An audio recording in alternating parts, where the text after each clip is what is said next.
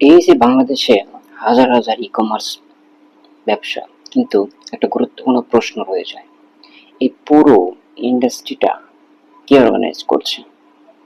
একটা e-commerce industry শুধুমাত্র seller আর customer দিয়ে হয় না, মানে তৈরি হয় না। এর পিছনে লাগে স্ট্রাকচার, কোঅর্ডিনেশন এবং ট্রাস্ট সিস্টেম। আর এখানেই একটা অ্যাসোসিয়েশন খুবই গুরুত্বপূর্ণ ভূমিকা পালন করে। দেখুন, একজন সেলার কিন্তু স্বাভাবিকভাবেই পলিসি চেঞ্জ বা পলিসি ক্রিয়েট করতে পারবে না। এখানে একটা অ্যাসোসিয়েশন পারবে, সরকারের সঙ্গে কথা বলতে পারবে, রেগুলেটর, ইনভেস্টরদের সাথে কথা বলতে পারবে, ইন্ডাস্ট্রির সকল সমস্যা বোঝা এবং সেগুলো তুলে ধরতে পারবে। এগুলো কিন্তু একটা সেলারের পক্ষে সম্ভব। সুতরাং এখানে অ্যাসোসিয়েশনের ভূমিকা অনেকটাই গুরুত্বপূর্ণ। আবার দেখেন, এই ইন্ডাস্ট্রিতে, এই মার্কেটে অনেকই ফ্রড, অনেক ফ্রডুলেন্ট অ্যাক্টিভিটিস চলে। এটা কাস্টমারের দিক থেকেও চলে, আবার মার্চেন্টের দিক থেকেও চলে। কেউ রিফান্ড দিচ্ছে, কেউ রিফান্ড করছে, কেউ রিফান্ড করছে না। হ্যাঁ, সো অনেক স্ক্যাম হচ্ছে। প্রোডাক্ট দেখাচ্ছে একটা, দিচ্ছে একটা। এই যে সমস্যাগুলো, এগুলো কে সলিউশন দিবে অ্যাকচুয়ালি? এগুলো দিবে হচ্ছে একটা অ্যাসোসিয়েশন, একটা স্ট্যান্ডার্ড তৈরি করবে, code of conduct, customer protection layer, fair practice. তো আবার আসে হচ্ছে নেটওয়ার্কিং এবং অ্যাক্সেস। এটা খুবই গুরুত্বপূর্ণ, কারণ বিভিন্ন জায়গায় নেটওয়ার্কিং মার্চেন্টদেরকে বা সেলারদেরকে নেটওয়ার্কিং খুবই গুরুত্বপূর্ণ। লজিস্টিক্স বলেন, পেমেন্ট বলেন, এক্সপোর্ট মানে বাইরের দেশে আপনার বিজনেস এক্সপানশন, ফান্ডিং, তো সবকিছু মিলেই যে একটা অ্যাক্সেস তৈরি করা বিভিন্ন রকম ওয়ার্কশপ, সেমিনারের মাধ্যমে, এটা কে করে দিচ্ছে?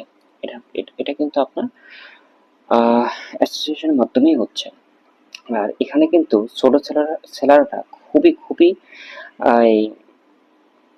সমস্যায় ভোগেন আর কি। হ্যাঁ, অ্যাক্সেস লিমিটেড, সব দিক থেকেই আপনার অ্যাক্সেস পায় না। সো এই গ্যাপটা কিন্তু অ্যাসোসিয়েশন ফিল আপ করে দেয়। তারপরে ডাটা ডাটা কালেকশন বা ডাটা অ্যান্ড ইনসাইট খুবই খুবই গুরুত্বপূর্ণ একটা ইন্ডাস্ট্রির ক্ষেত্রে। যে ইন্ডাস্ট্রি ডাটা বা ইনসাইট বা ডাটা নেই, সেটা আসলে ব্লাইন্ডলি গ্রো করে। হ্যাঁ, এটা অলরেডি আমরা জানি। তো এখানে অ্যাসোসিয়েশন কি করে, যে কত সেলার হলো, কি পরিমাণ সেল হচ্ছে, কোথায় বেশি সেল হচ্ছে, কোন ক্যাটাগরি গ্রোথ হচ্ছে, কোন ক্যাটাগরি ফল করছে, কেন করছে। সো এই যে ডাটাগুলো, আরো আনুষঙ্গিক যতগুলো ডেটা আছে, সবগুলো কালেক্ট করা এবং শেয়ার করা কিন্তু একটা অ্যাসোসিয়েশনের কাজ। সুতরাং দেখেন, আপনি নিজেই দেখেন, এই ডাটাগুলো যদি আপনি দেখেন, বা আপনার মধ্যে যদি এগুলো শেয়ার করা হয়, তাহলে কিন্তু আপনি ডিসিশন নিতে খুবই ইজি হবে, তাই না? যে কখন এবং কখন কোন কোন টাইমে আপনি কোন ক্যাটাগরি নিয়ে বিজনেস করলে ভালো হবে, আপনি কিন্তু ভালো একটা ডিসিশন নিতে পারবেন। তখন কিন্তু ওই গুরু লেভেলের কাছে যেতে হবে না, টাকা দিয়ে সেশন, ওই টাইপ আর কি। হ্যাঁ, সো তারপরে আসে হচ্ছে ক্রাইসিস ম্যানেজমেন্ট। ক্রাইসিস আসবেই, প্রতিটা ইন্ডাস্ট্রিতে ক্রাইসিস থাকে। ফ্রডুলেন্ট অ্যাক্টিভিটিস বা একটা ফ্রড স্ক্যাম হলো, বড় ধরনের একটা স্ক্যাম তৈরি হয়ে গেল, এটা হ্যান্ডেল করবে কে? তো একটা এটা অ্যাসোসিয়েশনের কাজ, যে তাকে একটা ওয়ার্নিং দেওয়া হলো, ওয়ার্নিং সিস্টেম, যে বা গাইডলাইন, তো গাইডলাইনের বাইরে যেতে পারবে না। তো সবাইকে কিন্তু একটা গাইডলাইনের ভিতরে থাকতে হবে, বা বিগ একটা ক্রাইসিসের মধ্যে যদি যায় এই ইন্ডাস্ট্রিটা, তখন অ্যাসোসিয়েশন কি করে একটা কোঅর্ডিনেশন করতে পারে। হ্যাঁ, তো সবশেষে একটা কথা বলতে চাই, সেটা হচ্ছে যে দেশে শক্ত, যে দেশে একটা শক্ত এবং সৎ ই-কমার্স অ্যাসোসিয়েশন আছে, একটা সেই দেশের ই-কমার্স ইন্ডাস্ট্রি নিজেই নিজেকে গ্রোথ করে এবং অর্গানাইজ করে এবং ফিউচারের জন্য প্রস্তুত হয়।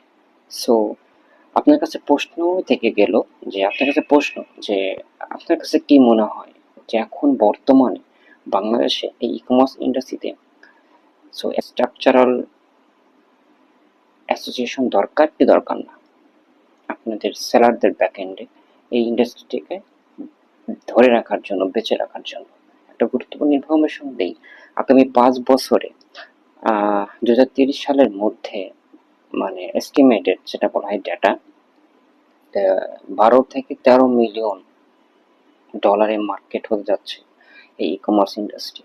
আর যদি এইখানে অ্যাসোসিয়েশন যদি না থাকে তাহলে এই মার্কেটটা ধ্বংস হয়ে যেতে পারে। সো ধন্যবাদ।